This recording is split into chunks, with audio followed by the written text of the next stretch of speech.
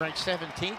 He is 9-5, and he goes against Troy Spratley, 12-2, ranked 4th, looking to bounce back from that loss against North Carolina State.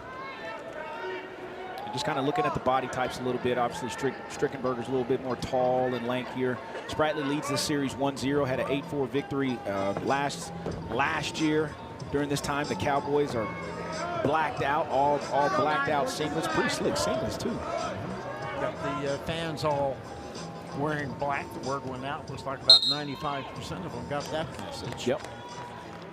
Strickenberger, as you said, has one loss against Spratley, but he is from Colorado Springs. Yes, Colorado Springs. He's 9-5, ranked 13th. Now, it depends which rankings you look at. The one we're using actually tonight is by Intermat, and he's 17th with Intermat. Yep, good. Shot by Strickenberger. Yep. And he takes Spratley down. Spratley turns into him, trying to come back with a reverse. And instead, did he get 2 counts? Yep, he got a 2 count there as well. That's what I thought. So it goes 5-0. No, they haven't put any on the board. I don't know if he ended up swiping him on that one. So right now the score is just 3-0. There hadn't been a brick thrown or anything. So right now Strickenberger's on top with riding time. Score still says 3-0. Spratley's kind of in a predicament, but this is where this leverage is coming in handy, and his length of Strickenberger. Spratley's doing a good job trying to get out of there, though. Getting close to 2, perhaps, and gets it the reverse to make it 3-2. And 2 points. So nice sequence by both guys. Beautiful high crotch by Strickenberger to get in there. Caught Spratley in a wild little predicament. Spratley did a good job of getting to his base and only giving up 3 points. Probably got 1 swipe in there during that position. I couldn't tell. He was kind of at an angle. The head official is Evan Boucher. And I'm sorry, Titus Godbolt is the head official. Evan Boucher is the assistant. And Titus Godbolt did give a sort of a swipe, and I couldn't see the rest of it, and that's why we weren't sure. Yep, and that's one of the things watching Strickenberger wrestle. Obviously, I watched the duel when they dueled OU on Friday. That high crotch was extremely important to him in his offensive attack. So I'm pretty sure that's something he's going to get back to, and obviously Spratley's going to be a little bit aware of that as well. And as you said, Strickenberger's a long guy, yes. 118 or 125, and Spratley's not short. He's reasonably good height, but not as tall as Strickenberger. Not as tall, and in that position that they just were in, Spratley did a good job. I'm not as keeping his cool, keeping his calm, understanding, hey, where I'm at. Strickenberger's kind of draped over the top, got his left arm here, got his right arm on his ankle. Spratley ends up finding a way out of there, and this is where Spratley's game is pretty salty here on top too. Here comes Strickenberger, though, trying to sit back into him. Yep. Riding time is exactly even now. Both have been on top a while. 34 seconds left in the period. Still 3-2 Strickenberger. Yep, Spratley's got to watch himself there. Awfully high, but trying for a tilt. Yeah, he's got that locked up in there. Strickenberger, once again, using that length, right? Look at this, look at this, look at this. He reverses Spratley, and, well, did he get 2 then? Well, he's almost pinned. Spratley fighting off a pin. He's pinned. 8 seconds left in the period. The time 2:52, and Strickenberger gets the upset with the pin in 2:52 to put the Mountaineers up 6-0. Caught him in that predicament, used his length, and ended up catching Spratley on his back in that position. Once again, here's a look at this position, and that's where this leverage comes into play, right? Spratley close there. Once again, he got a high hip heist over there in that position, and ends up catching him, goes with the reverse half, and also he has his right leg hooked there, and that is a dangerous, dangerous position to be in. And right there was the pin signaled, so 6-0 West Virginia, the upset win by Jeff Strickenberger. He avenges an earlier season loss. Coming up, maybe the Miracle Man at 133.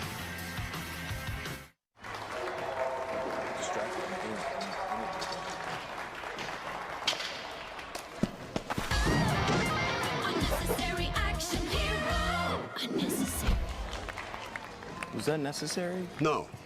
Neither is missing your daughter's competition to do payroll. With Paycom, employees do their own payroll, so you don't have to miss your daughter's big day. Time to shine. Get Paycom and make the unnecessary unnecessary. Oklahoma State is more than a university. We are a promise. A promise to inspire, to demand more from ourselves, and be leaders on a global scale. A promise to create, to solve the world's most complex problems, and to give back to our communities. At OSU, we are a promise to forever be loyal and true. Here at the nation's premier land-grant university, orange is the answer. Gangbusters start for West Virginia. But the other night, Monday night, Cale Hughes at 133 did this in a nothing match at 133 for a big pin. He comes out tonight. You know, we can't call him the Magic Man. That's David Taylor's title. So I said maybe the Miracle Man after that move. It was an unbelievable move. He is not ranked yet. Just came into the lineup. He's 7-0, redshirt freshman, scrambling against Tommy Maddox of West Virginia, who is 1-5. Maddox has that leg, but Hughes coming over the top a little bit. And we'll see where this one goes. That last big scramble on Monday turned out in Hughes' favor. Yeah, that's potentially dangerous there. Good attack by Hughes in on that single leg. Maddox did a good job kind of jumping on top, over top, should I say. Once again, another long, lanky guy at 133 pounds for Mr. Maddox here. Great shot by Hughes.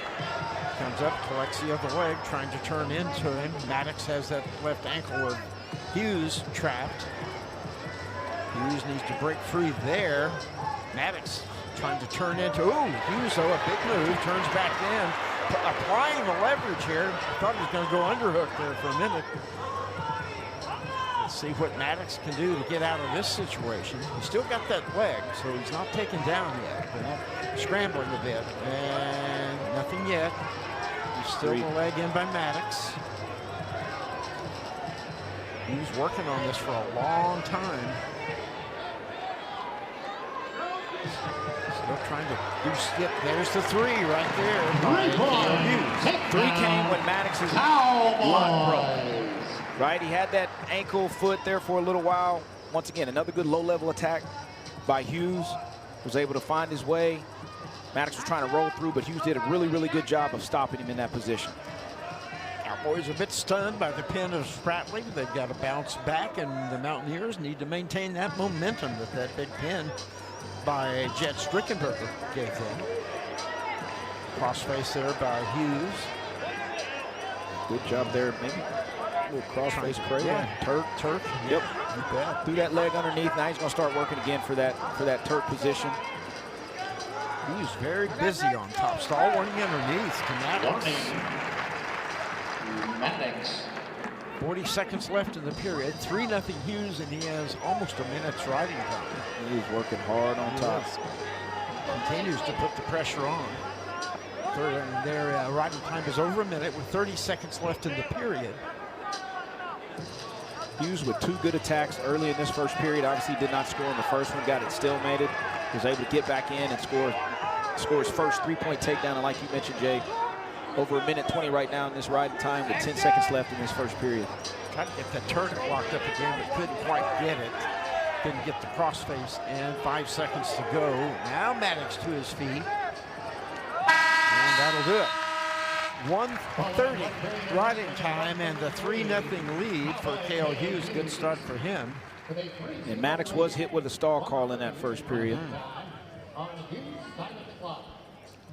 I might have missed it. Was it Oklahoma State's choice, or did West Virginia defer? I am not for sure. At any rate, Hughes takes bottom.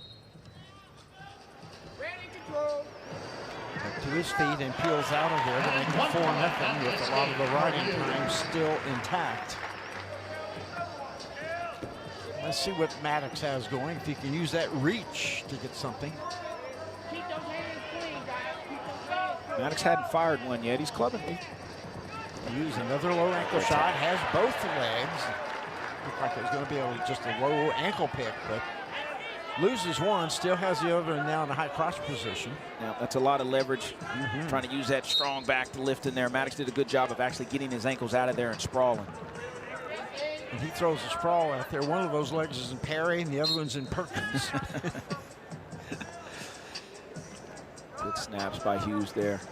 Reminds me of being an artillery officer of the trails of a 105 howitzer. They stabilize for those trails. That's what a sprawl looks like. So still 4-0.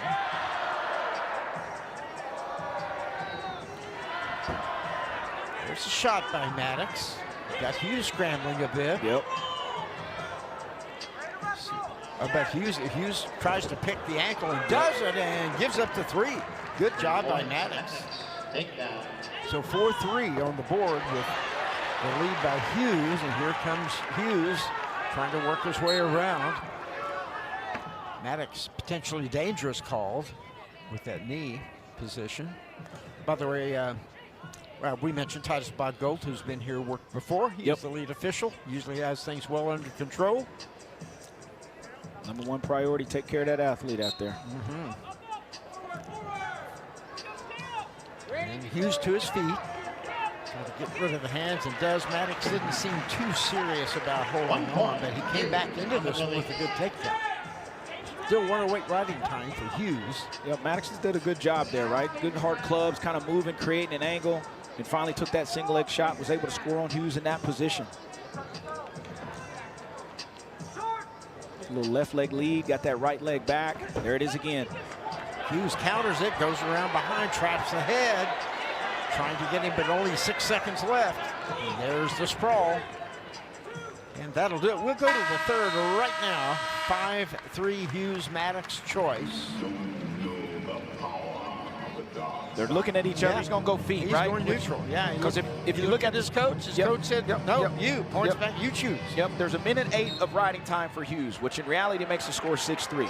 Maddox was the last one to score from his feet, so I agree with that call. Yeah, he needs to take down anyway. Yeah. That'd get rid of at least 8 seconds probably of the riding time to get it under a minute, so he'll have more time to work from his feet. Said Hughes is going to got to find a way to try to get back in. Maddox is doing a good job. Also continuing to wrestle. Had that club swing single. See if he gets back to that.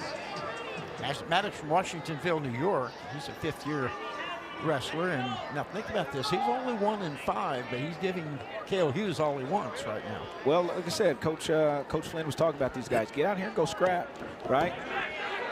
Hughes deep leg shot. Stack position. Maddox likes these positions.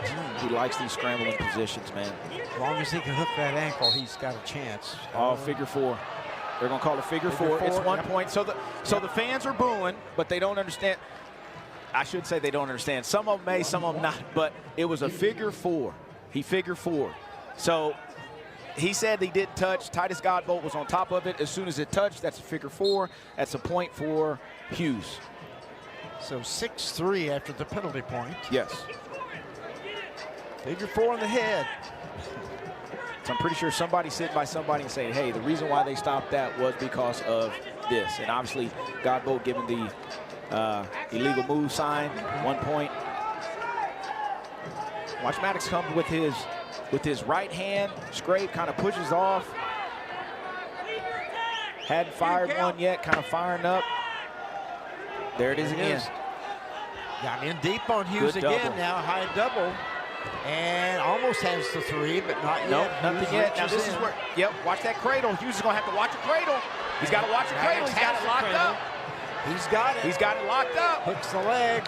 Oh, now the 3. Yes, he's got that cradle locked. That's a tight cradle, too. Short time here. He's trying to stand up. 14 seconds left, so he doesn't get turned over. But now he goes through a little high crotch hold, and now a leg hold. Maddox hanging on, stack position, trying to turn Hughes with 2 seconds. 1. We're going to overtime. No, overtime. Riding time wiped out, so yes, you're right. It was overtime, 7-6. It looked like it was going to be, but then the riding time was erased. Wow. Once again, that club to the swing single, right? Watch this club swing single. Had Hughes right there in that cradle, end up taking right time off. Maddox has been in the last 2 times and scored. So there it is again. Once again, back to it and see if he can get to that double leg. Keeps getting in on the leg, and Hughes fighting. He's in good position here. Maddox trying to come through with the overtime takedown. Be 2 straight upsets for the Mountaineers. Hughes trying to break the hold. Maddox is hanging on. Hughes has that leg thrown through. Can he go somewhere with that? And Hughes comes out of there with no takedown. Wow. Almost had to, but now Maddox is back in. Great scrambling here. Here comes Hughes. Hughes has the three and the win. Found a way. Very, very good performance by both guys. Maddox left that arm there where Hughes was able to kind of hit a little pull single, or basically a little short fireman. Maddox was already sitting on his hip. Got that arm around there to score 3 points for the takedown in overtime. Here's his position here. A little back and forth. He tried a knee tap, missed that.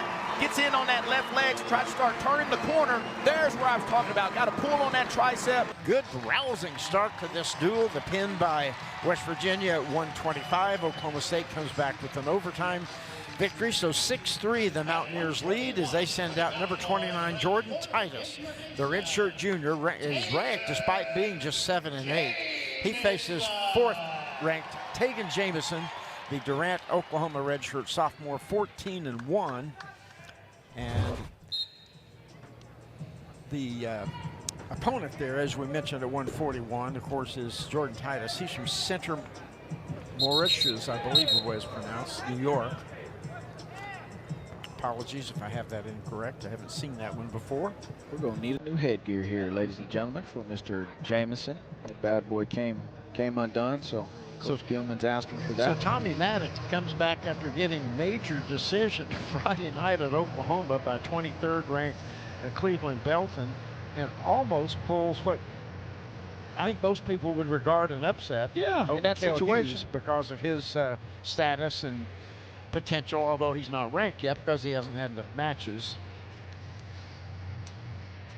Coach Tim Flynn, 28 years a head coach, 7th at West Virginia, and great wrestler at Penn State, and he's done a really good job for the Mountaineers, and they've had some good recruiting classes lately. Yeah, they have, right? He did a heck of a job out there at Edinburgh for the time he was there, and I think, like I said, you mentioned, however, 28 some odd years as being a head coach, and this is his 7th year in West Virginia and creating All-Americans and getting some of these guys on the podium, so it's been fun to watch. There's David Taylor, first year at Oklahoma State, of course, with the Penn State program for a number of years, including 4-time NCAA finalist, 2-time champion, then a tremendous international career, as you see. And he's got this team wrestling well, and people have been very happy, and another big crowd today on a chilly Sunday afternoon. Yeah, I think they've gone through about 3 or 4 headgears, but they're getting them adjusted. They throw one up, throw another one back. I think Jamison's pretty close to getting this one to be the one that he's going to go with. Yep, that's it. There we go, ready to go again. Only 8 seconds off the clock before the little headgear mishap. And Titus is a really, really good scrambler, right? Like, you know, he got beat on Friday against OU, got taken down in the last few seconds, but, you know, they've always had some good matches between him and Jamison. Jamison's always kind of been the, I say always been, but the match they wrestled last year, he was the aggressor. Titus is really, really crafty with his scrambling positions. Combine Tegan and Jamison there. Tegan Jamison, more of a traditional style wrestler, likes that double leg, real strong for the weight class. Doesn't do a lot of fancy things, but really good solid positioning and that good double leg. Oh, Titus is sitting on his. Watch out here. Good job by Titus. Yes, really good job to clear out of there. He's got both those arms. See what he may be thinking here. Don't see him throw a lot, but he's acting like he maybe wanted to. Now gets the ankle pick going off of that. And Titus scrambling, but there's 3. Jamison collected together. You know, and I'll say this just from a competitor standpoint, and all those wrestlers out there that will understand this, right? When you also wrestle with a certain headgear and you have to change headgears, let me talk about this takedown real quick. Just real nice and easy, kind of sat Titus down, had both of his arms, ends up getting that right arm out and going to catch that that ankle to get his 3-point takedown. But to that point of just in headgear, it feels a little bit different because, trust me, he's extremely comfortable with that headgear that he was wrestling wearing, right? Sure, Competition-wise, practice-wise, and then you put a new one on. So those are just those little weird things that we discuss as wrestlers. Yeah, it can be distracting, but, you know, you get out there, you get in it, continue to scrap. Kind of like the nosebleed, 3-1 with the escape, of course, by Titus, but doesn't really hurt or anything, but you got that plug in your nose. It's just, you have to stop the match. You can get it stopped again, go back, start again. It's just distracting to the wrestlers. I like Titus's pace right here. Jameson's holding ground. Titus doing a little bit pushing. They're going, Titus, yep. And Mr. Godbolt says, okay, guys. Enough of the slapping. Well, hey, you always hear me talk about it. Good, healthy competition. Sure. Right? Jameson keeping his cool. Titus also letting him know, hey, man, I'm here to wrestle. So, yeah, you're 4, I'm 23, 29, whatever the case may be, but I'm here to scrap. Now, I trust you. Trust me, those coaches in the West Virginia corner, they're like, you know what? Go continue to fight. Jameson just holding center, doing his thing. Well, there's the double. And there is 3. And that's how you counteract that, right? That's how you answer to that, right there. Go score, make the score on the board 6-1. 30 seconds riding time now for Jamison. Spiral ride there and sitting on the right leg and stand up by Titus. Thought he might let him go. He did not let Titus go. No, there's short time here, Jay. Yeah, Titus thought about a switch, but that didn't go. So final 6 or 7 seconds, a roll by Titus. Whoa. He didn't hear the whistle, apparently. Illegal move there. Yeah, trying to take to the mat. So that'll be 1 point for Titus. So that makes the score 6-2 right now. I didn't see what he did. Well, it was just a return. They're probably going to look at it. Well, they don't need to look at it because they've already given him the 1 point. But however he was trying to return him, whether both feet were up off the mat at the same time, I'm not for sure. But,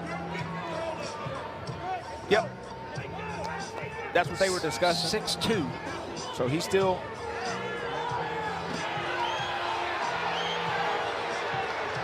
Yes, okay. Now, Tim Flynn wants points, but frankly, the whistle blew before anybody had anything. Yes. Titus just kept wrestling because apparently he didn't hear the whistle. He gave 1 for the penalty, never gave 1 for the escape. That's what but he started them on their feet. Right. So he's down. Okay, yeah, that's what they were clarifying. Yeah, he was down. I'm kind of reading lips over here with all these guys, trying to figure out what is what. Well, that should have, if they're scoring an escape, though, they're saying he didn't get the escape. He did get the escape. The penalty point was called before the escape, and the whistle blew. That's what I thought. That makes the score still 6-2. 6-2. Not 6-3. At first, I was thinking, wait a minute, did he get his escape and then the penalty? But he didn't. So 6-2. 2 takedowns, Jamison, escape and a penalty point by Titus. And caution on the whistle against Titus. Jumped a little bit too soon. 4 seconds left in this period. Titus would love to get out of there. But Jamison reacts well, and it's still 6-2. That is a nice standing switch by Titus. I tell you what, beautiful standing switch by Titus. So in this position, let's see here. There, both feet up. That was the penalty point in that position, right? Whistle blew before everything happened. So that's a position Jamison's going to have to be cautious of, that Granby roll by Titus there. He's looked very good. Watch out. He tried to, more like almost a hip heist or something, but now he's out of there. Good job by Titus. Titus hit a dunk earlier from this position. Let's see if he gets back to that. That makes the score 6-3. Minute 5 riding time for Jamison right now. 6-3, and on Jamison's side, he found that double leg last time. Let's see if he goes back to that. And Titus he's been firing a number of things. Yeah, I mean, I like his fight. I like the way Jamison's handling it. Sure. And as some of you may notice, Jamison has another headgear on during that little intermission there. He grabbed him another one. Yep. So I'll find one that works. Yeah. And obviously Jameson knows this, right? He knows when he gets to a leg to Titus, he's got to finish clean because this young man can scramble. Both these guys are NCAA qualifiers from last year. Titus has some really good movement going on, some feints and some fakes in there. Hadn't really followed it up with anything. Jameson standing there ready for those attacks, but good back and forth so far, making it a 6-3 match with 50 seconds left here in the second. One of Titus's losses was to Jacob Frost of Iowa State, who of course is in the top 10 wrestler. So he's wrestled a tough schedule. A ranked wrestler from Pitt, several different ones. Titus reaching for that leg. And Jameson's trying to get a little over and under here, see if he can catch him and possibly throw him to his back. Good swing single by Titus, though. Nice! I like that. I like that. So still 6-3. Only 10 seconds left in the period. No scoring except for the escape in this period. Yep, like I said, there wasn't much filling out here because they've already scrapped before. So 6-3 going to the third, Jameson's choice. Chooses bottom.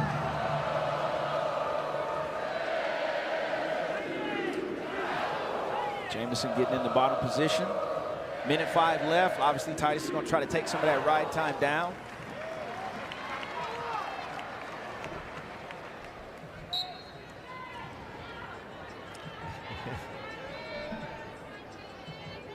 Almost, what would you call that? A double spiral ride? Oh, just a little thigh pry. Just a little thigh pry in there, double thigh pry.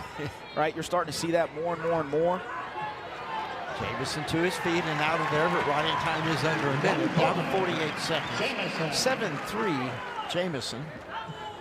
So let's see what Titus comes up with next.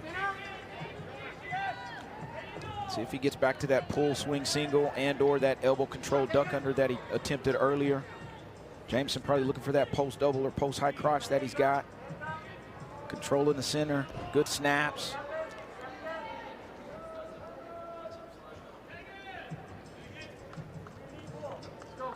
Both of them looking for that spot. Yep. Titus trying to control the elbow of Jameson. Now that's gone.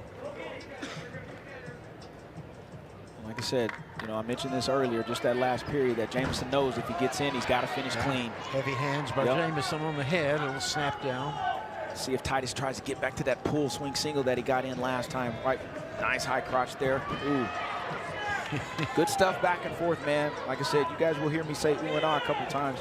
I'm a fan. Oh, Jameson gets behind him as Titus barges in from the outside, and there's 3 by Jameson. I think Titus was trying to hit a super duck, is what it looked like. I'm not for sure. And there's one as they go off. Titus does get the escape. Yeah. So 10-4. It looked like he was trying to hit a super duck in that position, but didn't do a good enough job of changing his level. Almost kind of came at Jameson running at him with his arms out. And maybe he shot from a little too far out because Jameson had time to react and jump to the side and get the 3. Titus back in on the leg. 13 seconds left. The takedown won't do it, of course, here. Well, Jameson's been in this position before. He's comfortable here. He's coming out the back. And there it is. Yep, that exact same position. 1 second to go, and that's going to be a major decision. 13-4 after the takedown. Riding time exactly 1 minute. So 14-4 major decision. Did that look like a major decision match to you? No, it was tightly contested, man. Nice job by both of these guys. Jameson coming out on top. There was almost a super duck, but he didn't change his level enough. Jameson just kind of ducked underneath him and got his last takedown there. Finished the match off with the... Nears sent out Sam Hilligus to go against Cutter Sheets at 149. Both these guys have been different places. Hilligus started the year at 157. And Sheets, of course, were not in the lineup, but he's from Pittsburgh, Pennsylvania, and is a fifth-year student. Cutter Sheets, redshirt junior, has wrestled a lot in open tournaments. He's 15-8. Not ranked, of course, right now, from Sallisaw, or Stillwell. Stillwell. Stillwell. You got it. I always get those mixed up because, of course, his father, the legendary Mike Sheets, has his veterinary practice there, but they were from Tahlequah originally. Getting after it right off the bat. I like that.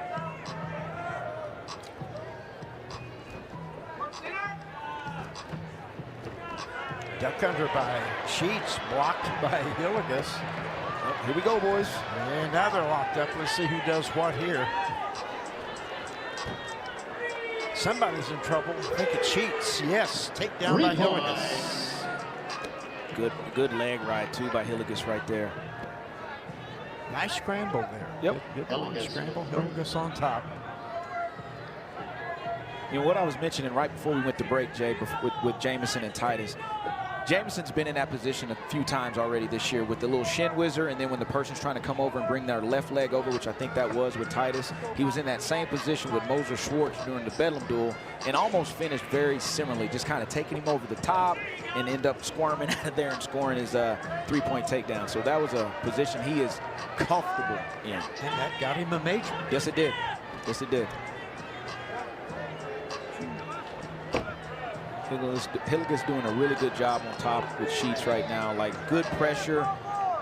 Got that leg, got his ankles locked there, and continue to work. He's pretty close to over a minute of riding time right now, 55 seconds.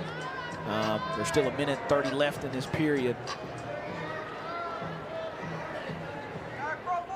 Hillegas looks bigger. Sheets is a pretty lean guy, and they look similar height. Hillegas a little thicker than theirs, coming down from 157. So stalemate called, 1:13 the riding time with 1:13 left in the period. Sheets going in the bottom position.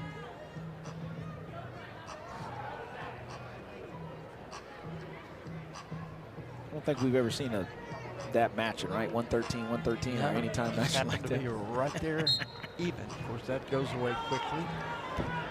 Sheets trying to squirm around on top, and does for two.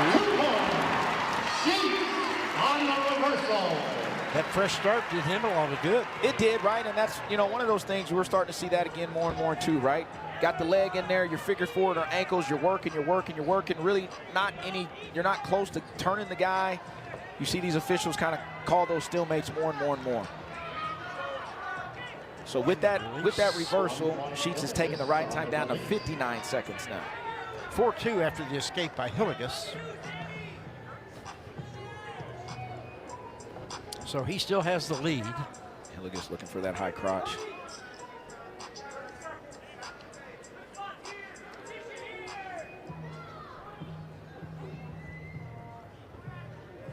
$15 seconds here in this first period.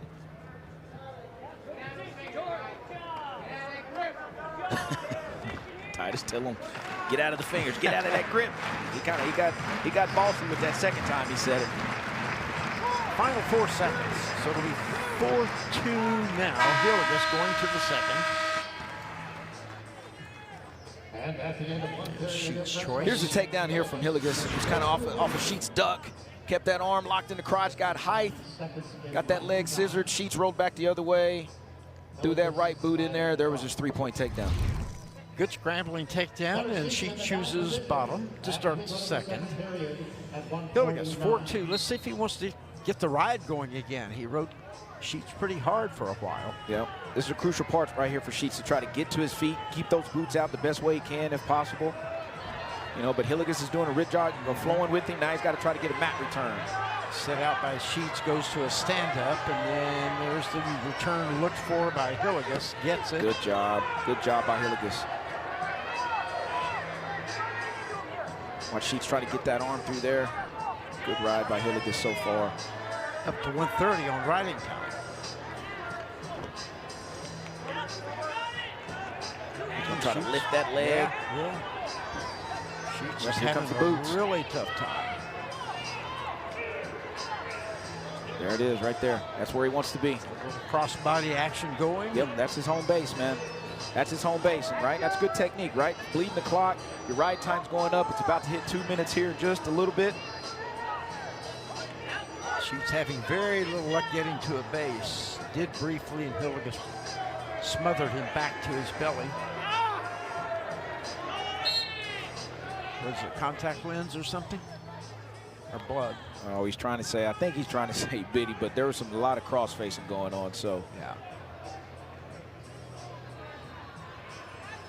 Right in this very arena, And there he's was got a mouthpiece in. There was a controversial cross-face biting call at heavyweight way back in the day. Oh, you're going way old school, Jay. Back to Dr. Death for Oklahoma, Steve Williams. David Hilly, fill in for Oklahoma State. Still to this day, people argue about that one.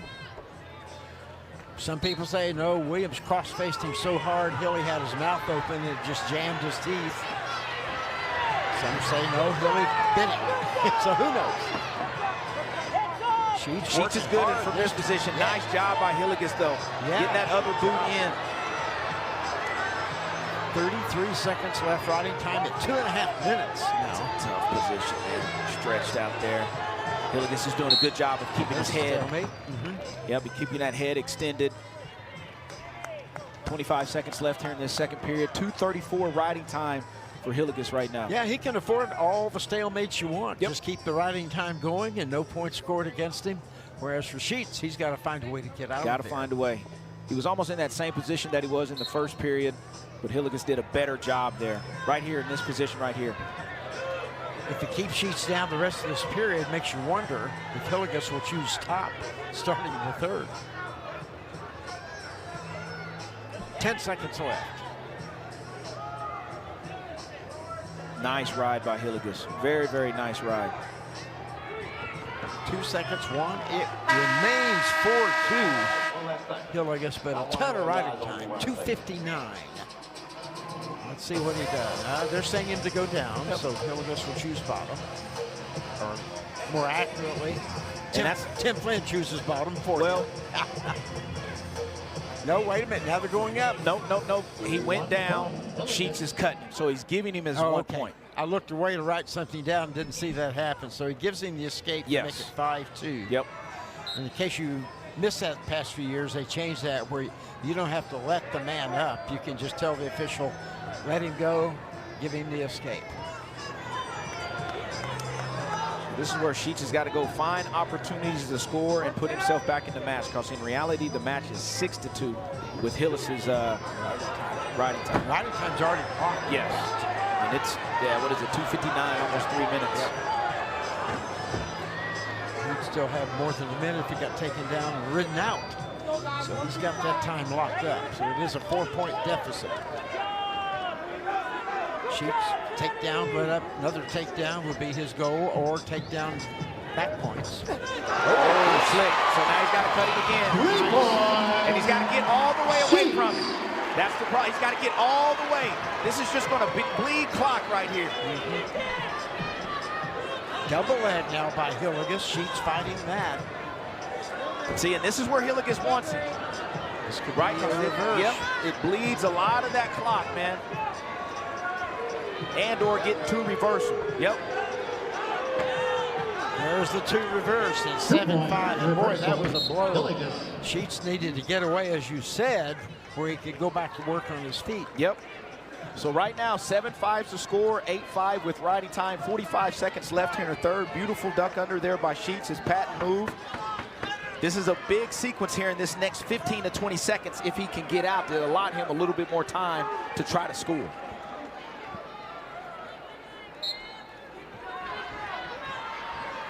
So Sheets trying to sit back in and go for reverse. He's got to get his right arm over his head, though. Hilligus is still in pretty good position here. He's got to get that right arm. That arm that's posted on the mat, Jay, has to get over Hilligus' head somehow, some way before he puts him in any type of danger. Never got there. And then he'll just hang, and they'll stop the stall call. Yep. There's the stall warning. He didn't attempt to move up. So 8-5, counting the riding time. 16 seconds left.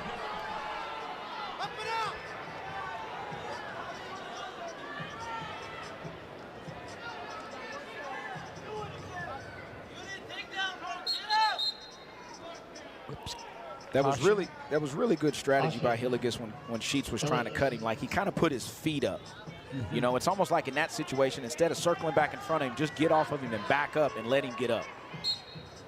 Veteran savvy move there. Sheets to his feet, 14 seconds to go. Hillegas hanging on, trying to get the return, and does, and only 5 seconds left.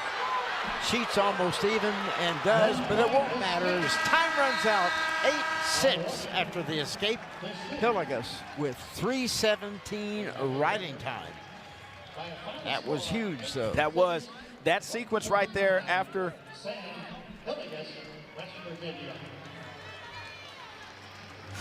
Here's this position right here.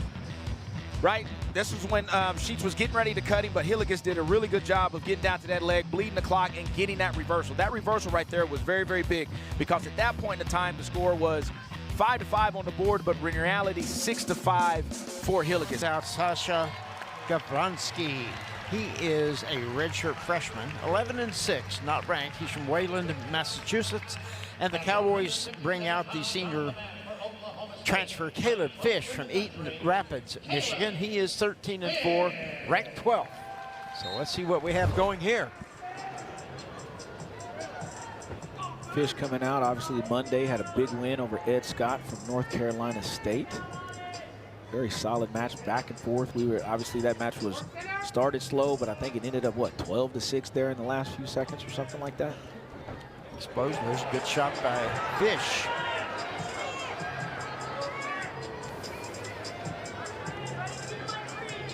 Nice high crotch by Fish there in that position. What's helping Gavronski out here is when Fish went to his waist. Oh, here we go. We got some scrambling going. As we have had in every match. A lot of great. He's going to put him in danger, though.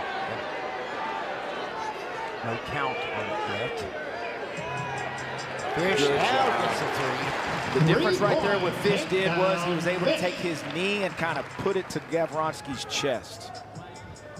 And I bet you when they talk to him next time about that, they may say, hey, man, stay down on that leg a little bit longer. Because so 3-0 Fish. It just kind of gave Gavronski a better bite on that hip lock when he went to his waist. Got that takedown a little over, a little less than a minute, I should say, in the first period. Yep, good shot attempt by Fish, right? We've talked about his doubles. That was a nice high crotch. Talked about his single legs that he's been attempting. And obviously we know he can go big when he needs to as well. Joined us late. These teams have split the first 4 matches.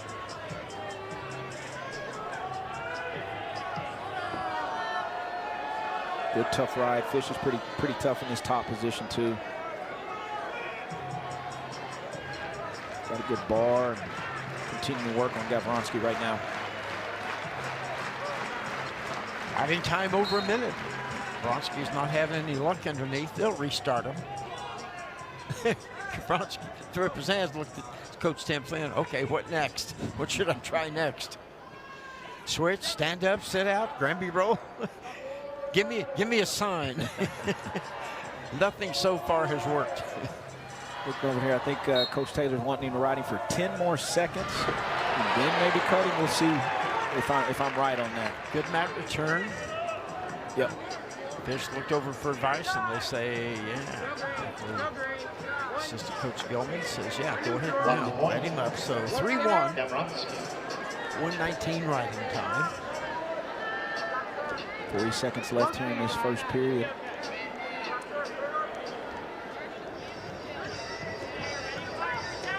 Well, looking for a burst by somebody. That somebody would be Fish at this point, obviously. Right. Dominant Oklahoma State crowd here. Only one home duel left for Oklahoma State. That's it, man. February 2nd, Missouri. Yep. That'll be a good one. Cowboys hit the road this weekend, going to UNI and Iowa State. Both of those would be some great duels. A lot of good action in both of those, man. Going to be some highly contested matches for sure. Friday night, 7 at UNI, and then Sunday at 4. That'll be carried on ESPN Live in Ames. So 3-1 as the period ends. And Gavronski says, I'll go bottom. Yep. Iowa State, in case you haven't kept up with it out there that much, a reduced lineup. 2 All-Americans have got injured and are redshirting now, medical red shirts. The heavyweight, younger Bastida and Casey Swiderski. They're both done for the year, so that obviously puts a big hole in their lineup. Oh, attempting a little cross-face cradle action there. Riding time still climbing, so Grafonski doesn't even let that get out of hand, and it's already up to 145. He's working. Grafonski just hasn't really come that close, and he gets 1 for stalling there. He hasn't come close to escaping, really. He's get on the move there. Now he's to his feet, and Fish releases him to make it 3-2. So after all this, it's just a 3-2 match, even though Fish has controlled the match. Yep. Over 2 minutes ride time, 2:05 to be exact. There's a shot by Grafonski. Oh, good hips. Really good hips. Yep. Good hips. Almost to a cradle, too. Crawls out and working for it and gets the 3. Does Fish on the counter. 6-2 on the board now. The riding time starts to climb. It's almost like when Grafonski got in there, like he hesitated for just a second and allowed Fish to like adjust his hips and put him basically on his belly, where Grafonski still had that leg, but he was able to get over that leg, the other leg, for the 3-point takedown. Under 30 seconds. On the board, 2.5 minutes riding time. So Fish now firmly in control, showing up on the scoreboard, not just in what you see as far as the action goes. There's another stall call and another point. So 1 penalty, second stall call on Grafonski. So 7-2 as the time runs out right here. And Fish's choice, chooses the bottom. Here's that last takedown here by Fish in this position. Look, he kind of hesitated, and watch these hips. Just hip, puts him to his belly, picks up on that leg. Now, Grafonski does do a good job of bailing out, letting go of that leg so he doesn't get cradled and just give up a 3 takedown instead of something worse. So 7-2 riding time is a bunch now. Oh, 8-2. Big sequence right there, Jay. Escape and trying to go right in for the 3 is Fish. Didn't waste any time. No, he did not. Fired right back in. Trying to clear the hands, clear the head, and see if he can turn into Grafonski. Grafonski's doing a good job of keeping those ankles in the waterfall position. Fish is obviously going to try to put him in danger. Stalemate. Well, he'd given him ample blood. time. There's either blood, or he may be looking for a potentially illegal hold, maybe a scissor. I didn't see a scissor. So they're reviewing something on their own here. And I'm not even going. Not sure what it was. I almost said I'm not even going to try to guess, but I really just guessed by what I said. So hey, we'll see what they come up with. Guessing is fun. We don't get penalized for that. No, we don't. We don't. We do not get penalized Every for that. now and then we guess right. Every now and then you are exactly correct. Every now and then you are correct. Not enough to make us be wearing the striped shirt. No, no, no. I'd much rather be sitting where I am at right now. That is for sure. And, you know, while we're sitting here talking about this, I want to briefly just mention, and we're going to touch on it a little bit more, but we do have a women's exhibition match that's going to be going on here during the intermission, but we'll talk a little bit more about that when we get to that point. But Titus has got his glasses on. They are looking at the screen.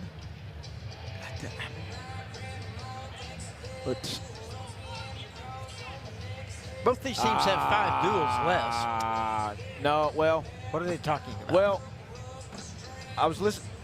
Yeah, I was listening to what David said. He was like, if we were still on bottom, he locked his hands in that position. But Titus did award 1 point. So they're up here. I don't even think. Yeah, I'm not. I don't even know if the coaches know what. So I don't know. Can't see the hands from there. But he already awarded his 1. See that? He's already awarded 1, and now Fish is back in on the double leg. And to my knowledge, it didn't look like, here I go saying I wasn't going to guess, it didn't look like Gravonsky had any type of scissor or figure 4 around the head. Right. And maybe there's, maybe he put 1-2 up.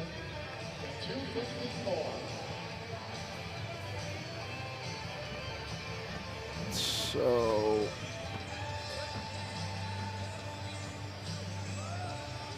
wait, okay, what's? No points have changed. Let's see. Usually the turn give a signal to everybody. The official didn't.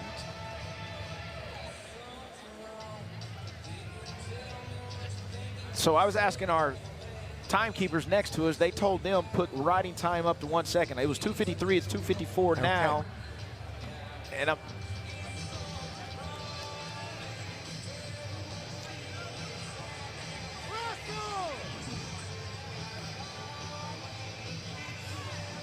About to say that both these teams have got a lot of duels left because the Mountaineers next go to Missouri. Then they have Northern Iowa home. They have Utah Valley and Wyoming on the road, and Arizona State at home before they get to the Big 12 championships. Okay, they're going to look back. Okay, so per what AL said on the PA speaker or announcer, he mentioned something about locked hands. But I saw Titus give one escape. And that's kind of where we're at right now. So they're going to look at it again. Oklahoma State, as we mentioned, goes to Iowa for those 2 duels this weekend. Come back home February 2nd, which is, what, 2 weeks from today? Yes. Against Missouri. And then still have to go to Little Rock. Yep. And then the duel at Iowa. On February 23rd. So a lot of fun time left before we get to March, when it gets really serious. Big 12 tournament, Tulsa NCAA tournament in Philadelphia. Both the coaches are kind of over the official's shoulder trying to take a peek and see what is what. Right now, the score is 8-2 for Fish. With a minute, with 2:54 ride time, 1:31 left in the third. So, all right, here we go, ladies and gentlemen. I see white smoke coming out of the chimney. We have a decision.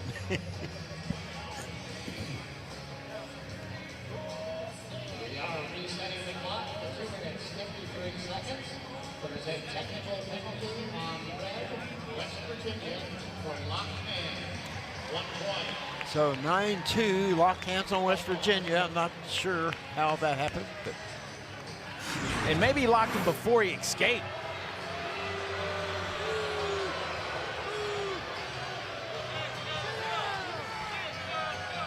I should be putting up a 9th point for Oklahoma State, right? That's the way I got it.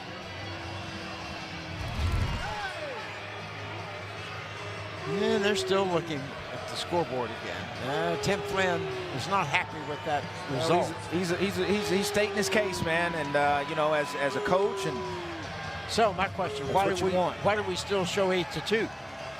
Why is there not a 9th point up there? So maybe he gave the one and waved the one off, and then when Fish shot back in, that's my only guess, that Gravonsky got back in that position and locked his hands. So the locked hands instead of the escape made it 8-2.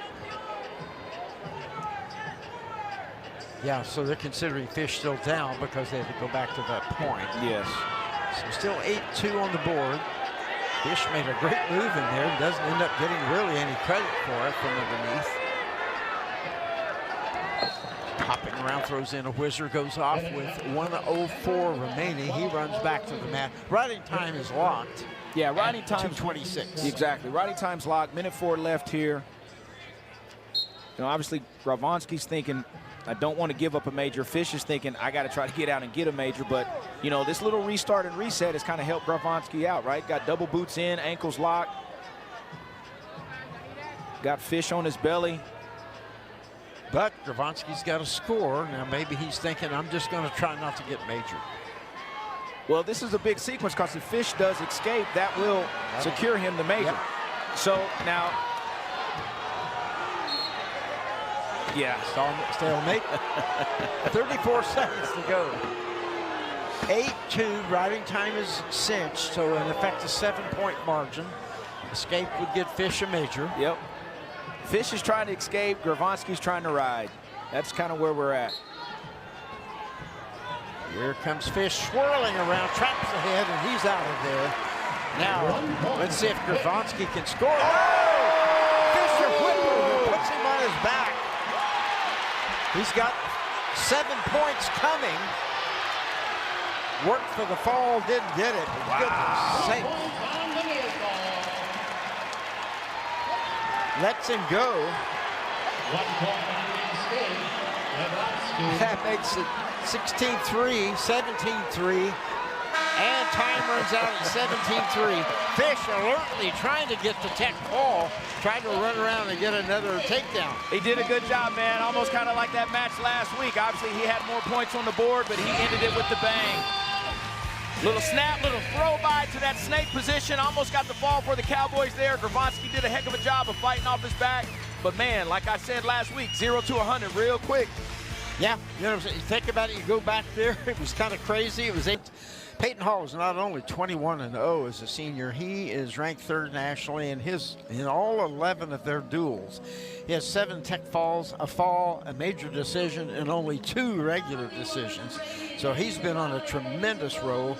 Cam Amin for Oklahoma State, 9-3, transfer in from East Brighton, Michigan, and the University of Michigan, the senior. He has his work cut out for him, right? 6. These guys met earlier. CKLV Finals, 4-1 sudden victory. But I tell you what, Peyton Hall has been on a mission. Both of these guys are All-Americans here, so like Jay mentioned, our top 10 matchup, 3 versus 6. These guys are ranked in these positions for a reason, so let's see what happens. Peyton Hall looked phenomenal on Friday against OU, finishing that match with a tech fall. This was a tightly contested match at CKLV. Couple escapes. Who's going to find that offense here? But like you stated, how many tech falls and bonus points Hall has had. He is rolling. So Amin's going to have to find ways to counter that and get his offense going at the same time. Yeah, you think about the match at Vegas. No offensive points through 7 minutes of regulation. Right. Then Hall got the takedown in sudden victory. Yep. Getting acquainted here. A little hand slapping and fighting, trying to get the right ties. Hands behind the elbow by Hall on the left arm of Amin.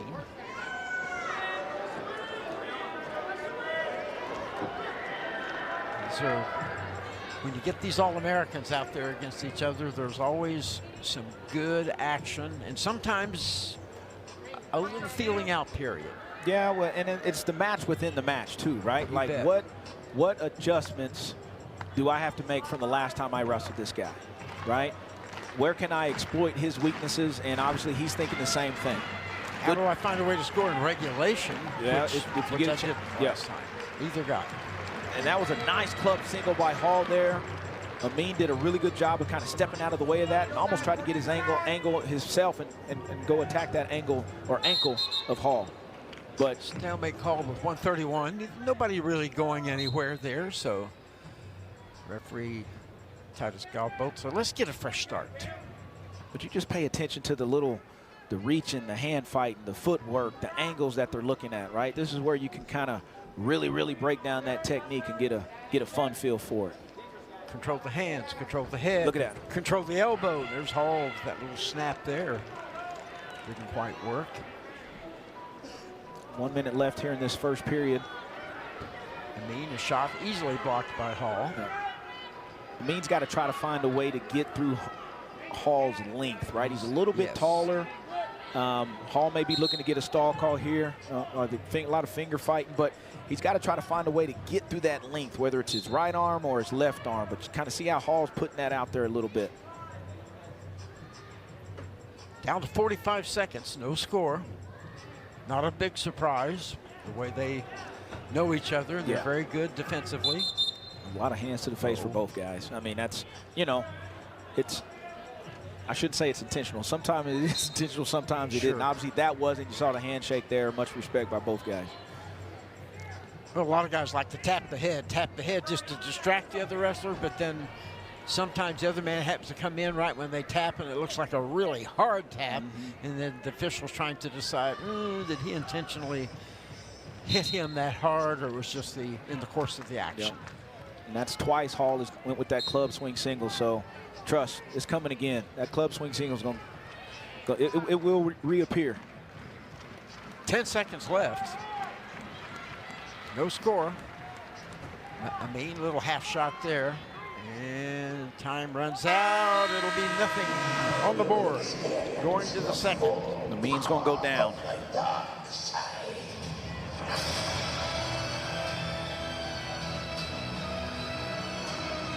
Good stuff back and forth right there. Like I said, neither one of these guys were able to ride one another at the CKLV.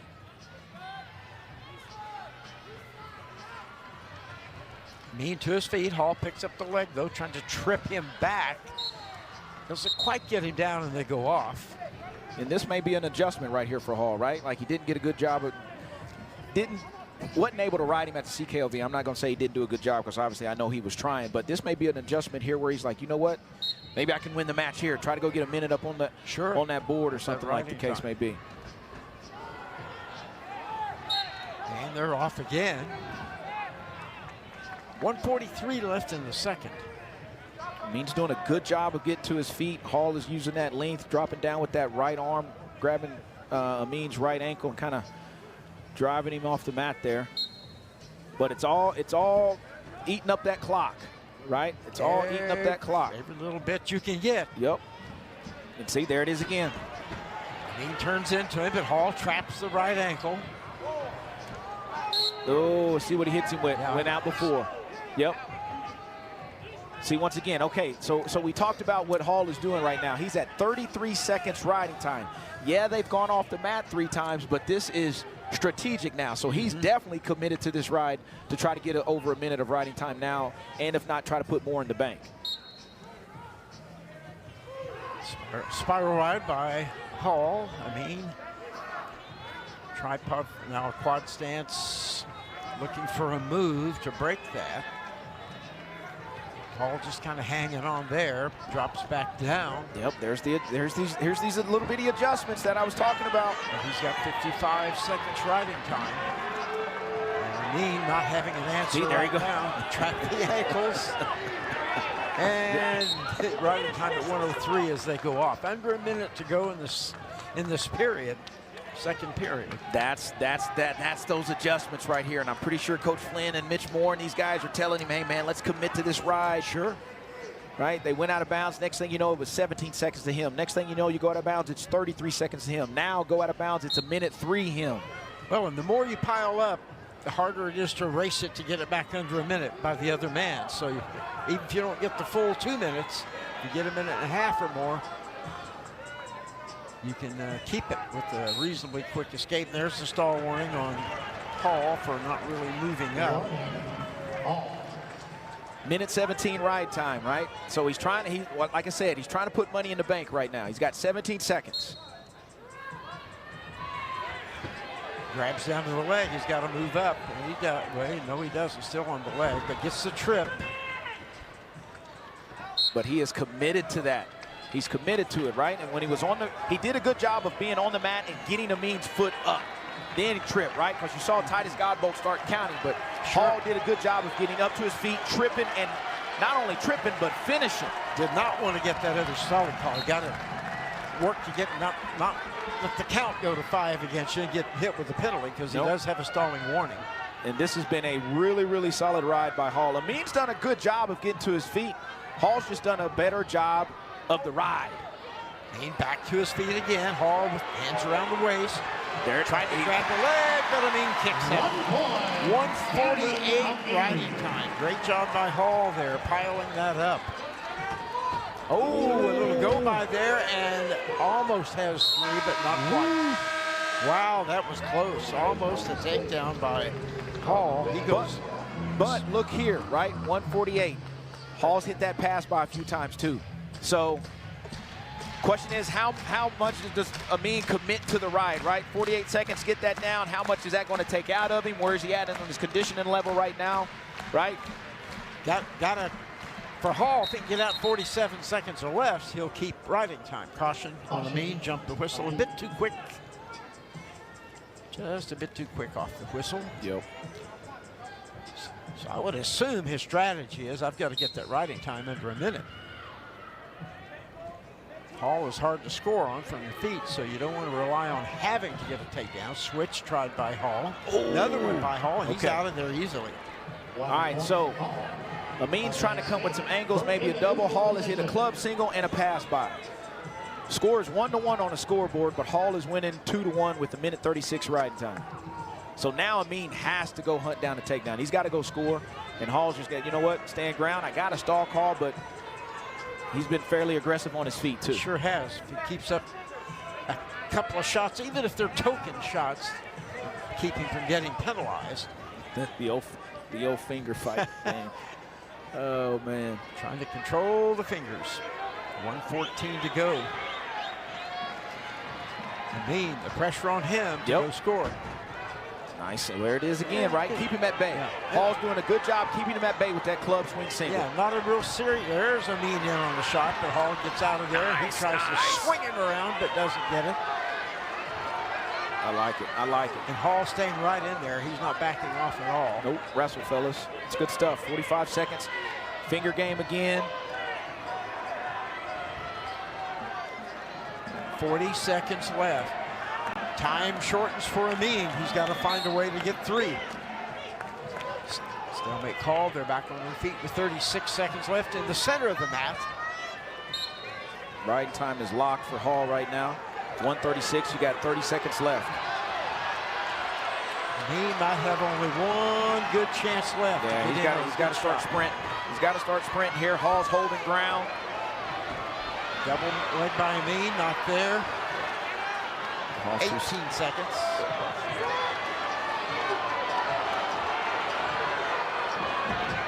And Hall goes in on Amin. Amin throws in a whizzer. Nothing here, but a very nice. There's 3 by Amin, by Hall. Great move there. Just ahead of the buzzer. Good. So that takedown in the riding time makes it a 5-1 match. Good cutback by Hall right there, man. Said Amin had to go try to hunt down that takedown. Hall did a really good job of cutback, securing that last takedown for the victory for the Mountaineers here at 165 pounds. Little hip lock, almost came over with the left leg. Trying to get that in, grabs that, sat him down.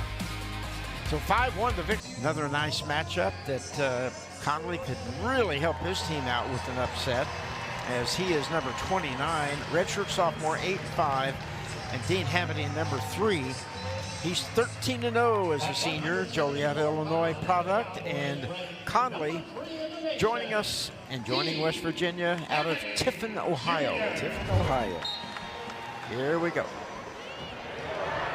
Whoa. Well, and to your point, Jay, what you were talking about right before where OSU is at as far as the duel-wise, West Virginia has came out and wrestled really well. Oh, watch out. These guys are getting after him. And Conley gets a leg. Hamady likes to dive down and get that ankle from this position. Well, he's really comfortable here. See how he's fighting his hands. Now Conley's got to try to get that leg up, but Hamady's got a good grip on that wrist right there. And just look at that, wow, look at that. Kicked right out of there. Calm, cool, and collected. And he goes in for a shot, blocked by Conley. This is good. There's been about 5 shots in the first 45 seconds. Whoa, Hamady's working on something here. I got to ask, I'm gonna have to ask you about this.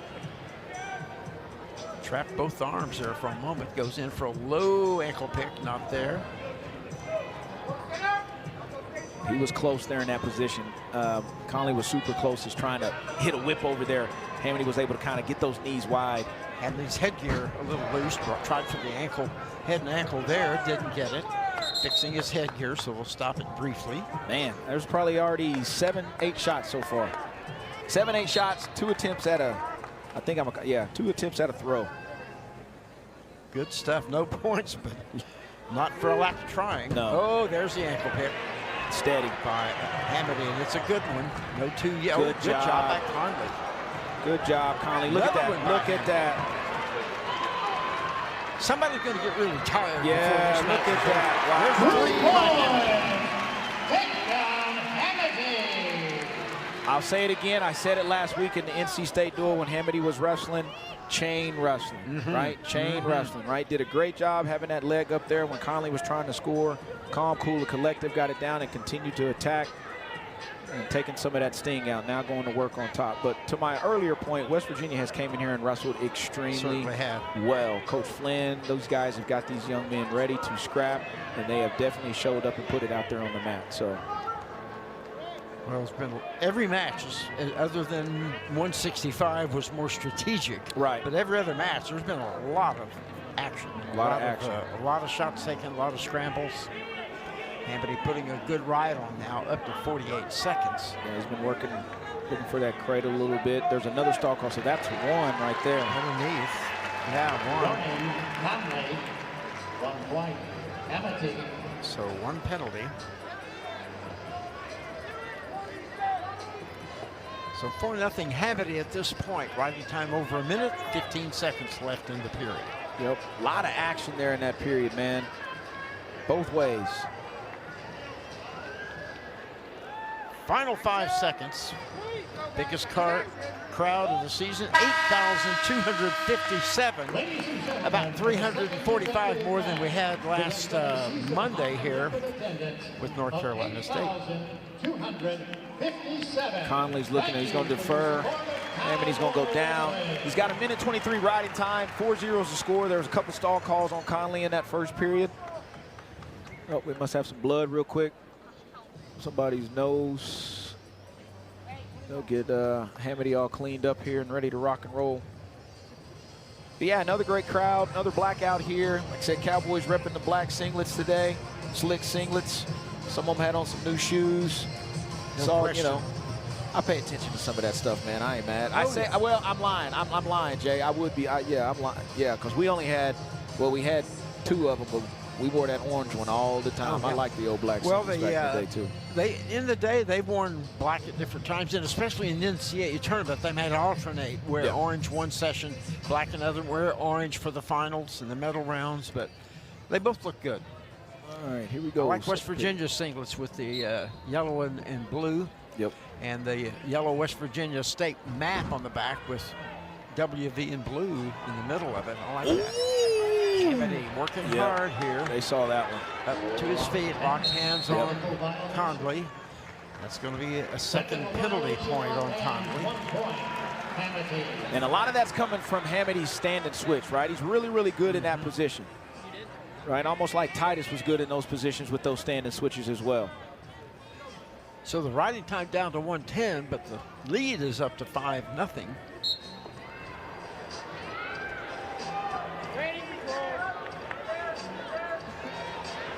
Hamady's out here to make it 6-0 and retains 103 riding time. He's right back in on the ankle shot. Conley scrambling, has to watch it here. Yeah. Shoulders are very close. Hamady's arms, he's actually got it. The right arm, foot hook. There's 3. 3 points. Hamady.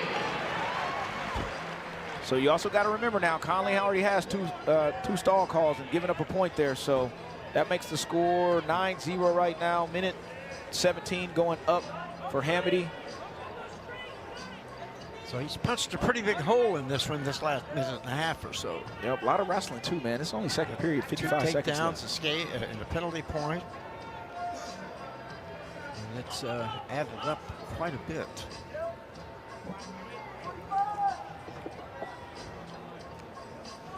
So Hamady's still working on top, trying to bar the left arm, trying to pull it out, get some kind of a bar arm. Gives that up. Now about to push him away, I thought, but no, fake to cradle. Now lets him go, so 9-1 after that release. 25 seconds left, Hamady right back in. Ooh. And 3. That was clean. That was clean. So 12-1 on the board with 15 seconds left. Riding time is over 2 minutes. Hamity fully in control. This one not only a good shot to win, of course, but to get bonus points. Watch this last takedown here by Hamity. Just super duper clean. Little misdirection. Whoop. Give me that ankle. Secured that last takedown. 12-1 lead going into the third. And Conley does choose bottom. He chose earlier, then he walked around over there, and I thought he was going to go neutral after all, but he didn't. And optional start, signal to Hamity, releases him to make it 12-2 on the escape. Still lots of riding time for Hamity. And he's continuing to push the pace. Well, think about Hamity. He is one of those guys you call a gas tank wrestler. He's got lots of fuel in him. Yeah, dude does not stop wrestling. Ankle pick again. And there's 3. So 15-2 after that takedown. So a release and another takedown would end it on a tech fall if he chooses to go that way. Yeah, I think that's the plan. Maybe see if something opens up, if he can get, Trying the cradle. Yep. Lets him go, so 15-3. Takedown here by Hamity would end it.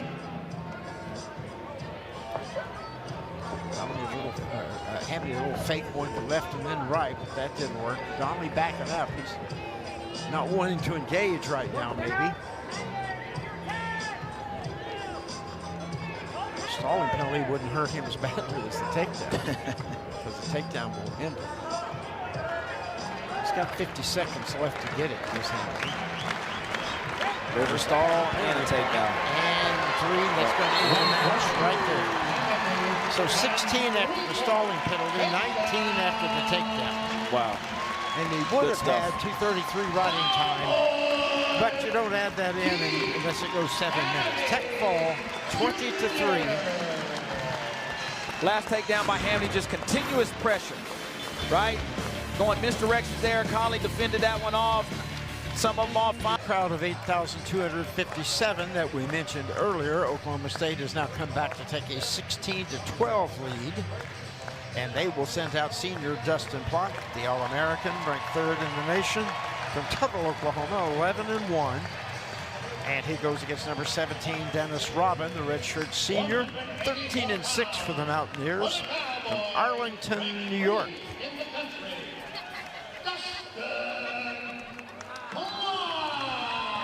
But these guys are no strangers. No strangers, Jay. They've wrestled each other 4 times so far. Plott has won all 4. Robin's had a really good year so far. Had a really solid match against OU on Friday against Parker. And, you know, as Coach Flynn was saying, man, not flashy, but he just does. He stays solid, good position. You know, he gave up that first takedown on Friday and just found a way to win the match. Right shot by Plott, converts it to 2 and scores 3. Started with the single, trapped the other leg, and all was good for him. Yep. Here's a look at that first takedown by Plott from Oklahoma State. He's got it high, getting it to the armpit trip. You saw Hamity do that as well. Go get that 3-point takedown. But a lot of that started with his hands and his feet and his motion, right? His feints, moving back and forth, kind of getting Robin guessing. Working on an arm bar on the right side. Can't really see what he has in there. Oh, he's just got a good old bar. They call it a little Blair ride action. See if he's got it. Now he's got it across his, across his back. Hammerlock there briefly. Nice transition. He transitioned to that wing. He was trying to probably look through a roll-through tilt. Robin did a good job of getting that right arm out because Plott set that up pretty nice.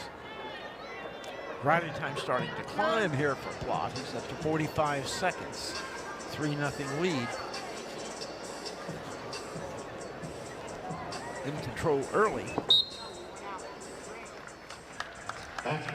Yeah, and they're off with 1:46 left of the period. Yep. 3-0 on the board, and 16-12 Oklahoma State leads the duel. It's been a tussle with West Virginia. It's been some good wrestling, man. Some really good wrestling. Kind of noticing something different. Plott's doing a little bit different, right? There's a couple of things. When Robin's getting to his feet, it's not necessarily a lift. He's kind of taking his right foot and chopping Robin's right foot. Now, Watch out, hammerlock across the back there. trying to weave that up, trying to go grab that wrist that's across there. Still keeps it, now loses it, now goes back to the wing. Yep. The right side. Maybe a half from there. He's got a bar. I don't think he's got a half yet. Robin's doing a good job keeping that right hip to the mat, but Plott is continuing to stay out there and run that. A long time to go, a minute to go. He can work on that. Tough position for Robin to be underneath that much with that much pressure on the upper body. Yeah, Robin's doing a good job on the left-hand side. Plott was working really hard to try to get that left hand in there to go wing and half. Lets him go, riding time 1:54. Plott, leg shot on the right side, just behind the knee. Hasn't been able to trap the other leg yet. Robin trying to kick off. Now he's got the other leg. Nothing yet. He's got to secure that last ankle. Had it briefly, lost it, goes again. He's got to sit him on his butt. Got to sit him on his butt. There's the three. As soon as he hit the mat, that was the three. Yep. So people were hollering three, which is obviously that's what your fans are supposed to do. Sure. But Robin still had his butt off of the Up in mat, the air, kind of posting up. And once it hit the mat, that's when the 3 points went up on the board. Short-term takeout. Short time takeout. Yep, here's that takedown by Plott off of that single leg. Robin was doing a good job fighting it. Not three there, not three there. Once it went to that position is where the 3 points came in. So a 6-1 lead, and Plott with a ton of riding time, 2:07, and he chooses bottom. You know, and that takedown happened with about 5 seconds left in that period, Jay. Again, those short timers, nice. You get the three, plus you don't give up one most cases. Plott spins out of there, traps the head, and he's loose and up 7-1. Plott's looking really sharp. And Man, there's 3-point takedown. that was clean too. So 10-1, 3 takedowns by Plott. Head, hands, position, great lateral movement, right? And once he starts getting close to Robin on his right leg, he's not going to the waist. He's reaching down, grabbing that leg, getting it elevated to go score. And it's kind of off of a little, when he gets underneath, going drag while Robin is still almost like he's got 2 hands on the mat. Plott with an optional start. 1 point. Robin. Sets him loose, so 10-2 on the board.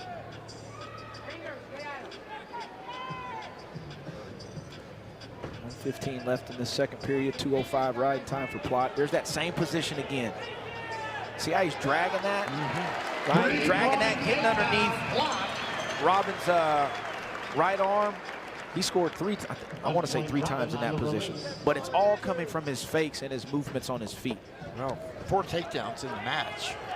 Shot by Robin, but Plott with a nice sprawl, and now he's reaching back through, trying to step over, trap the one leg. He's going to look for a cradle there if he can get it. Now trying to clear the hand, gets 3. 3 points. Plott.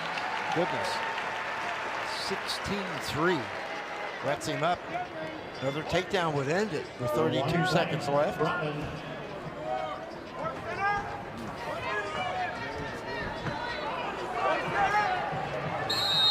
Hit him on that one. 1 point. 17-4 on the board with the penalty point.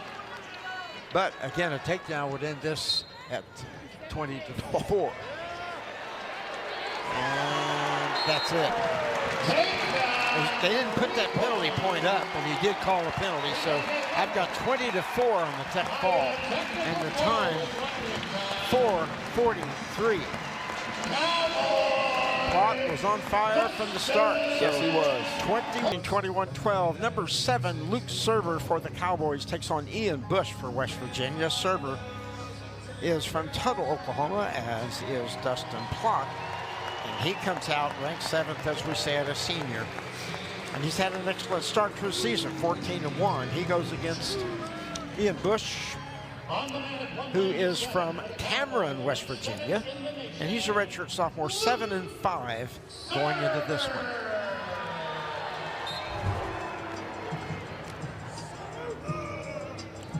Kind of hitting the crowd, say, Luke. Shot there by Bush. He's not afraid. Of course, he's got to remember who server is. He loves those positions. Server's trying to figure out which ankle am I going to grab. Here he How am I comes. gonna come up here? But Bush alertly hangs on to that ankle back. Here comes server again. Trying to lift him up in that little crotch lift, possible cradle here. Watch him start driving his knee forward. And No takedown yet, but he's working on it. yeah. Still can't clear that right ankle. And stalemate call. Yeah, he was trying to go for a cradle there, got inside, start lifting that leg up. Bush kind of felt that and was able to get that hip back down and obviously keep that ankle as well. You grab his leg and get into those scrambles with server. It's like wrestling a pig. You just get all muddy and the pig likes it. Oh, man, Jay, that's goodness. that's an interesting analogy, brother. Well, that's about what it is Oh, with my server. goodness. He likes that rolling around. Oh, man. I would be laughing at that one tomorrow, probably. Well, don't encourage me or I might come up with more. Yeah. So still no score in this one. Good shot early by Bush. Server work, got closer to a takedown, but never could clear his right ankle. So 1:32 left, halfway through this period. No points on the board. Nope, not just yet. Both guys have taken attacks. Server has been much more aggressive from his feet this Yes, he season. has. Hasn't done it yet today. Waited, it got in the counter, but he's initiated more shots than previous years. Maybe he wants Bush to go ahead and fire away because he liked that last position they ended up in. 1 minute left here. Make that 50 seconds left here in this first period.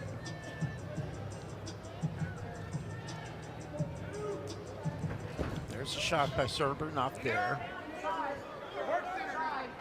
Bush doing a really good job of holding center, staying in good position. Works that square stance a lot of the time, which is, in my experience, is usually most guys don't shoot a lot from a square stance. Is that your experience? They usually Well, like to have a lead leg. that's not your position that you're going to take an attack in. Obviously, by the time they do shoot, they're either putting their right or left leg forward, you know, and obviously, you know, if you're, depending on where you're at in the match, trying to hold position, whatever the case may be. So, to each his own. That's the beautiful thing about this sport. 10 seconds left. Second period about ready to go. We will go to it at no score. At the end of one period of wrestling, West Virginia defers. I'm guessing because they know Server's tough to get away from, and they don't want to go down against him unless they have to. Yeah, they're over there.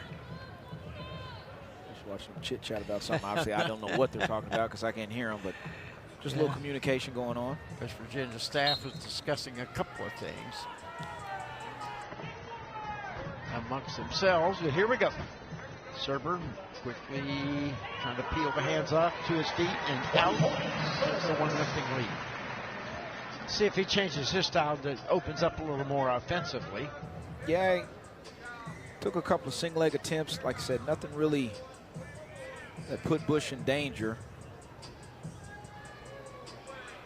Like I said, Bush is doing a really good job of holding position, kind of doing a little bit of stalking, leading with his head. Good attack again by Bush. Got Serber up in this position. Yep. Here we go again. And now you got to watch out for the danger position too. Nothing yet. Serber reached back through the crotch, trying to pull through, but he's got that bottom leg. Yep, there's his three. Yep, good shot by Bush, right? Good shot by Bush, yes. And he was able to isolate Serber's bottom leg.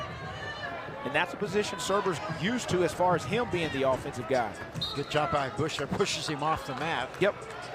Just as Serber got up to his base. There's that takedown here by Bush, right? Good single leg attempt. Kind of cut out the scrambling there for Serber, but once he started isolating that bottom leg in that position, which is Serber's left leg, sit right there on your butt, there's your three-point takedown. Serber in arrears, 3-1. to his feet and out of there to make it 3-2. 1 point. Server. And Bush has got to feel pretty confident right now because he's been the one that's been in on the leg. It's from his attack. Right? That's what everything's been. It's been from his attack.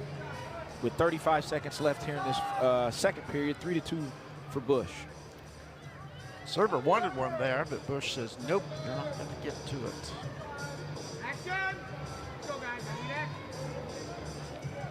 Give Bush a nice square stance, both hands out.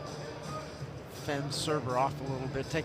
Kind of take some of that length advantage out of server. Yeah, Bush has been the aggressor. Bush has been the aggressor for sure.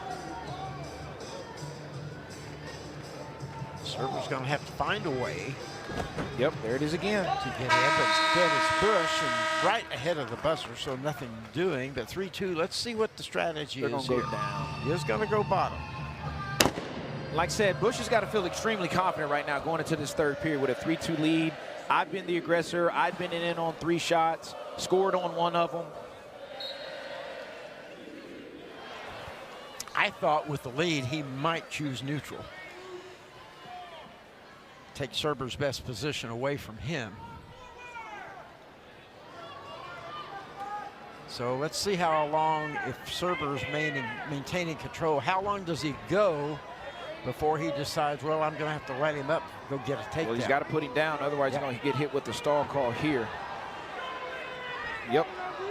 Stall warning there. Yep. Now he gets him back down. And what are they throwing the brick for? I think sure. feet off the ground. I bet you. I bet you. Let's see here.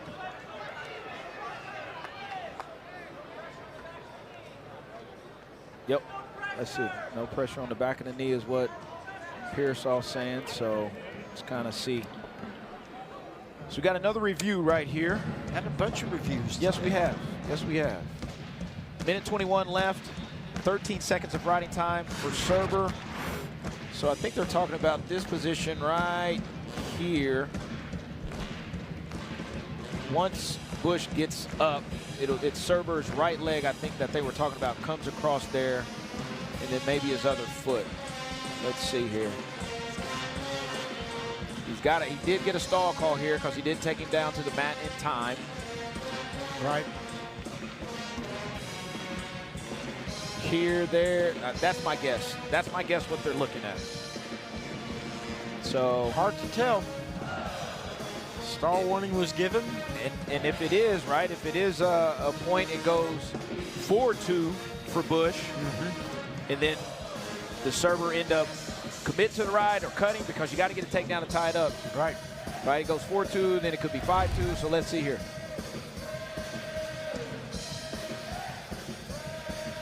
Or does he think he can turn it? We'll find out a little bit more. Titus is talking to AL right now. They'll come down here and probably talk to our scorekeepers, and riding time may have to get adjusted and so on and so forth. So figuring it out, man, figuring it out.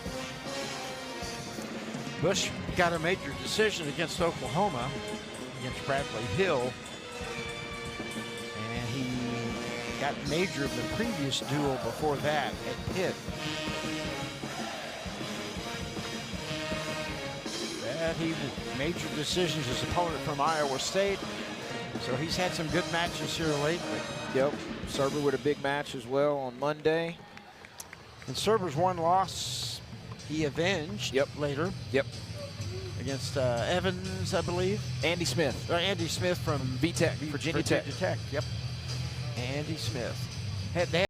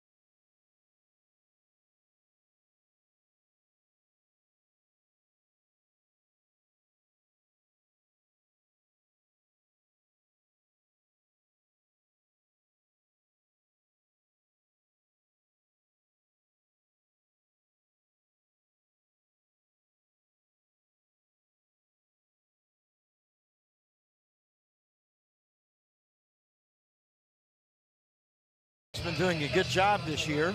Got into the top 25. And then the closer, the big one at Iowa, February 23rd up in Iowa City, should be a good one. Yep. So good challenge there. So 1 point, that's what we were talking about, illegal kickback there. So now server's going to cut him now. I just seen him do an optional start. So that makes the score 4-2. He cuts him, makes the score 5-2. He's got to get a takedown to tie it up. So, a lot of time to go. And we should say takedown and ride out. Well, yeah, and it depends on what he wants to do. For a dump there. There's High crotch. Good job by Bush defending. Watch out, Serber trying to lift him now. Watch out. Watch out. Trying to horse his three down, there. and he got the three. Got the three there. Now does he let But it he's got go? I think he was trying to. He was trying to. Bush did a good job battling in there, right? Now, riding time's going up for Serber now. So, obviously, he's still in control. He has to understand, hey, I can't lock my hands. Stalemate call. Okay, now so that can help Serber a bit. So here's where you're at. 42 seconds, 22 seconds on the clock. They can ride out and have He 104. has a stall. He's going to, that's what Coach Taylor's telling you. You have a stall call, so you got to put a ride in and get him to the mat. Get him down and break him down. And Bush says, hey, I get out of here, I can win this thing. If I get out anytime. See, this is the position, right? This 4 seconds left. This is the position they were just in. So Bush is keeping him up. So Serber's got to understand what he's doing here. Pulls him down in a crab ride position. 16 seconds 16 left. seconds left. Riding time is getting close. 56, 57, 58, 59. Riding time is there. 4 seconds left. They're locked in that position, and Serber rides it out to win 6-5. Tim Flynn throws a fastball out there with that brick. I don't know if that was a challenge or just, I think Coach Flynn may be a little bit disgusted too. I'm not for sure. Let's see. I'm not for sure if that was a challenge or not. If it was not, he's going to get penalized a team point because he fired that hard over pretty much. But here's the thing. They can't review him taking him back down to the mat or how many seconds it was. You see what I'm saying? Mm-hmm. Yeah.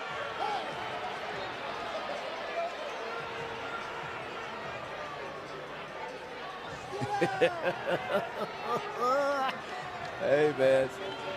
Isn't it amazing with everything else how a guy can't get a takedown the whole match, and when he had to have one, he went and got one.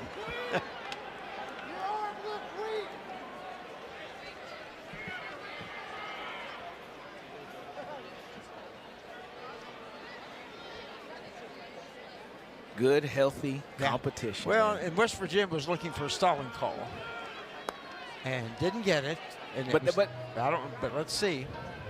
But you can't review a stalling call. Yeah, I right? know. And That's what happened. That's why they're upset. They were looking for a stalling call. And maybe they're looking for, in this sequence, could be a locked hands call. I don't know. Yeah, that's what I thought. So let's say it is locked hands. Let's just go ahead. If it is locked hands, that makes the score 66 and they go into overtime. When was the locked hands, though? Don't know. There's That's only 104 riding time. Yep. So if it was more than 4 seconds. Was it when he pulled him down in the crab ride? And I don't know where that fell into that area. Because that could get the riding time under a minute. And that's my guess. When it came down to the crab ride, what was on the clock? Was he at a minute already? Was he not at a minute already? To be determined. So it's going to be Serber winning 6-5, or 6-6 going to sudden victory, or Serber losing, or Bush winning because there's no riding time. Oh, rock paper scissors. Well, no, man. if there's no riding time, we still go overtime. No, that's right. Oh my goodness. Because he never got out. It must. I don't. So 6-5 or 6. Oh, here we go. Good. Here we go. To get ready to tell us what's going on. Yeah, no locked hands. No locked hands. Yeah, this is.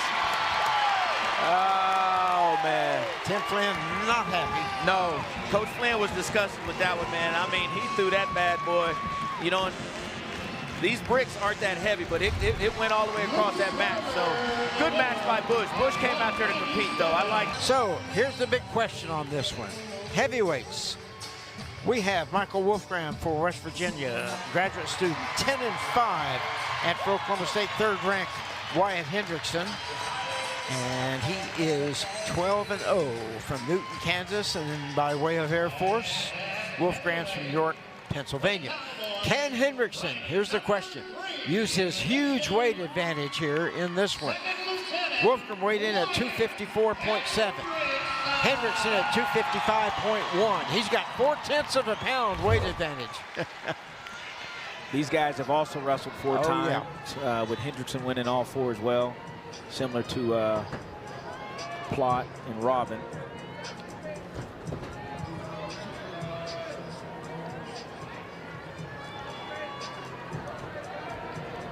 Nice peek out there by Hendrickson. Hendrickson, 3 points. Nice single leg attempt. Wolfram countered, went right, single leg to the right side, peek out, or single leg to the left, peek out to the right. Went straight for a cradle. Watch it. Watch it. Wolfram in trouble. He's in trouble. He's pinned. In 43 seconds, the pin by Wyatt Hendrickson and the back flip. And he ends that one in a hurry. I was about to say when they started, unless Hendrickson gets a pin, it'll be the first duel all season where Oklahoma State did not score 30 points. He made it exactly 30. He made it exactly 30 on the button, man. Went out with a bang. They got the pin confetti falling. I tip my hat to the West Virginia Mountaineers. Absolutely. Because they came in here and scrapped at all 10 weights. And especially some of their underdogs gave it right down to the wire and even an upset. Here's that ball by Hendrickson. Got to that single leg, little barbed wire action in their position. Got them hips on top of Wolfram, and that's all she wrote. That was it. Well, 30-12 after the quick pin in 43 seconds by Wyatt Hendrickson. I believe that's his 6th pin of the year.